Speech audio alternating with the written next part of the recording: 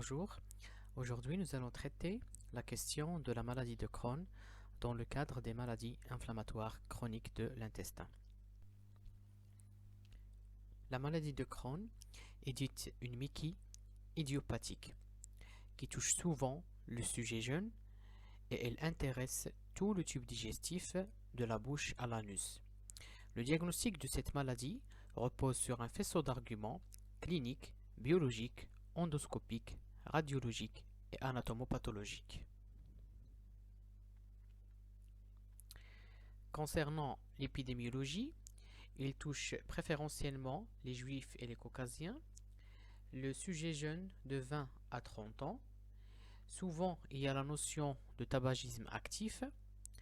Il touche l'homme comme il peut toucher la femme, donc avec un sexe ratio à 1. L'origine de cette maladie n'a pas été clairement élucidée, mais des facteurs qui ont été incriminés comme la génétique, le facteur infectieux et le facteur psychosomatique.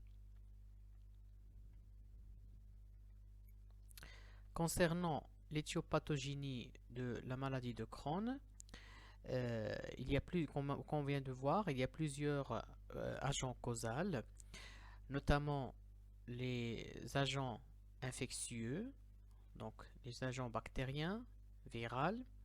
Il y a aussi le facteur diététique, donc il y a un certain déséquilibre de la flore intestinale avec une augmentation de la perméabilité intestinale, avec une prolifération de la flore nocive qui va entraîner par la suite une réponse immunitaire qui va entraîner l'endommagement du tissu en question.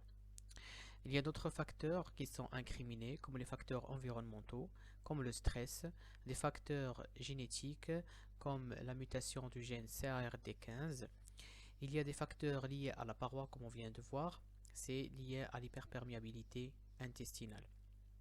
Donc ces facteurs-là vont induire une réponse immunitaire. Donc la réponse immunitaire par la stimulation des lymphocytes, donc les lymphocytes T, qui vont donner bien sûr, qui vont libérer par la suite des cytokines inflammatoires qui vont entraîner une atteinte du tissu colique, grélique ou bien du tissu du tube digestif en général.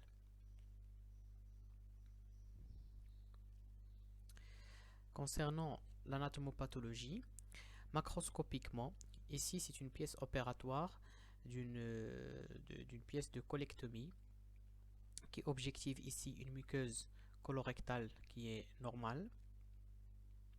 Mais par contre ici, il y a de l'inflammation. La muqueuse est inflammée avec quelques remaniements hémorragiques. Il y a une sténose ici. Donc ce qui est la caractéristique de la maladie de Crohn, c'est une maladie qui est sténosante, donc il occasionne une sténose avec un épaississement de la graisse mésentérique. On peut avoir des ulcérations, des sténoses, des lésions anopérinéales qui peuvent être révélatrices. Et bien sûr, l'atteinte de la maladie de Crohn, la particularité, c'est qu'il y a une alternance entre muqueuse saine et muqueuse pathologique. C'est une atteinte qui est segmentaire. Concernant la microscopie, donc la caractéristique de la maladie de Crohn sur le plan histopathologique, nous avons le granulome épithélioïde gigantocellulaire sans nécrose caséeuse, avec de l'infiltrant inflammatoire qui peut être à polynucléaire neutrophile ou à des lymphoplasmocytes. Mais le granulome, il n'est pas toujours rencontré dans la maladie de Crohn, mais il est caractéristique de la maladie de Crohn quand il est retrouvé. Concernant le diagnostic de la maladie de Crohn, comme on vient de voir, il repose sur un faisceau d'arguments cliniques, biologiques, endoscopiques, radiologiques et anatomopathologiques. Concernant la clinique, le patient peut se présenter pour des douleurs abdominales chroniques qui est souvent localisées au niveau de la fosse iliaque droite ou l'hypogastre, associée à une diarrhée chronique gléro-sanglante. Elle peut être liquidienne lorsque la localisation est idéale. Quand il y a de la fièvre, il faut craindre une infection, une surinfection, ce qui va constituer bien sûr une urgence. Parfois, on peut avoir des signes de Koenig, c'est-à-dire que le patient a un syndrome subocclusif qui se manifeste par une douleur abdominale intense, soulagée par le débâcle des matières et des gaz. Donc ça signe une sténose débutante. On peut avoir une atteinte anopérinéale à type de marisque et de fissures chroniques ou des fistules carrément. On peut avoir des fistules qui peuvent être révélatrices de la maladie. Des signes extradigestifs à type d'érythème noueux, les arthralgies inflammatoires, le pyoderma gangrénosum, une uvéite, une thrombose veineuse, une cholangite sclérosante primitive peuvent être associés à cette pathologie-là. Sur le plan biologique, on recherche un syndrome inflammatoire biologique, une hyperleucocytose APNN avec une CRP qui est élevée. Pour le bilan qui va nous orienter vers la maladie de Crohn, on demande les ASCA et les ANCA. Les ASCA sont positifs, les ANCA sont négatifs. Et actuellement, on dispose d'un marqueur qu'on dose au niveau des selles, c'est la calprotectine fécale. Lorsqu'elle est positive, ça signe qu'il y a une inflammation du tube digestif. On demande aussi le bilan du milieu intérieur, notamment l'ionogramme, la fonction rénale, pour apprécier l'état du retentissement. On demande l'albuminémie pour évaluer l'état nutritionnel et on demande le bilan hépatocellulaire. Donc les azates, les alates, les gamma-GT, les phosphatases alcalines et la bilirubine. Concernant l'endoscopie, on va réaliser une coloscopie avec cathétérisme iléal pour topographier les lésions. Donc pour la topographie lésionnelle, on fait l'endoscopie, bien sûr qui va nous montrer une atteinte segmentaire avec des ulcérations, parfois des sténoses.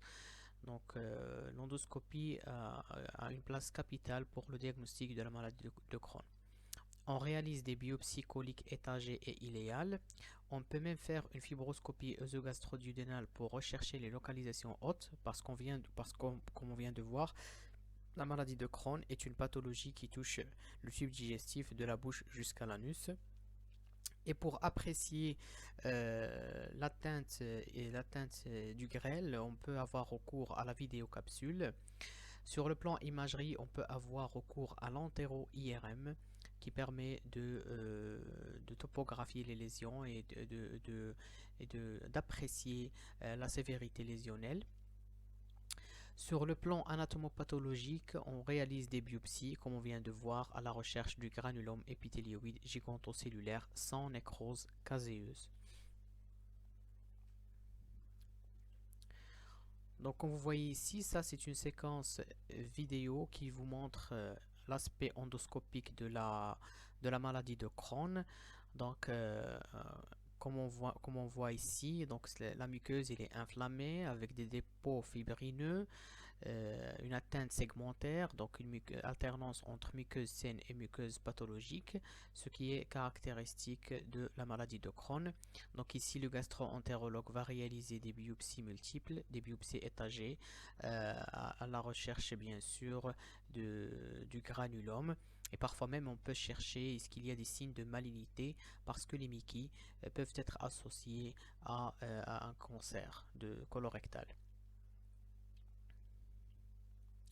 Concernant les complications de la maladie de Crohn, on peut avoir les sténoses et le syndrome occlusif qui constituent bien sûr une urgence. On peut avoir les perforations et les péritonites bactériennes, donc qui constituent aussi une urgence. On peut avoir un syndrome de malabsorption lorsque l'atteinte intéresse le duodénojejunum. Donc le patient peut venir pour une altération de l'état général, un amaigrissement avec une hypoalbuminémie, une hypocalcémie, donc qui peuvent témoigner d'un syndrome de malabsorption associé. Comme on peut avoir une transformation maligne qu'il faudra toujours chercher lors de l'examen anatomopathologique. Concernant l'évolution de la pathologie, il se fait selon des poussées et rémissions. C'est pourquoi il vient l'intérêt de calculer un score ou bien le bilan d'activité Crohn's Disease Activity Index. C'est un score qui permet aux cliniciens d'évaluer le bilan d'activité de la maladie. Et bien sûr, l'évolution peut se faire vers les complications qui sont redoutables. Concernant le traitement, on a recours à des anti-inflammatoires, à des immunosuppresseurs comme l'Immurel ou l'azathoprime, la biothérapie comme les anti-TNF-alpha, l'antibiothérapie en cas de surinfection, l'anticoagulation s'il y a une thrombose associée, un régime alimentaire sans résidus lors des poussées pour diminuer les douleurs, le soutien psychologique qui garde une place très importante pour améliorer la qualité de vie du patient. Voilà, on arrive à la fin de la partie 1 des Mickey qui concerne la maladie de Crohn. On se voit dans la partie 2 qui va intéresser la RCH prochainement.